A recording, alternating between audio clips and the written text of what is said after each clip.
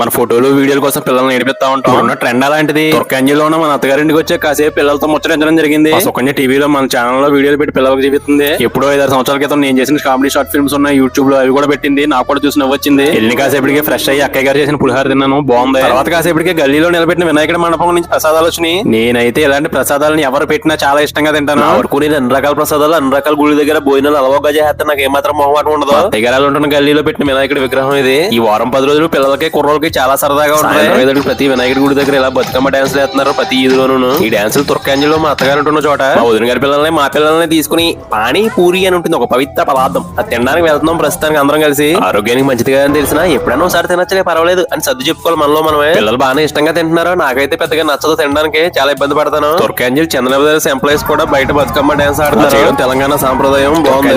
కూరగాయల మార్కెట్ కి వెళ్ళాం ప్రతి ఆదివారం సంత. అంటే ఇక్కడ వాతావరణం చాలా చల్లగా ఉంది, కూరగాయల రేట్లు మాత్రం చాలా వేడి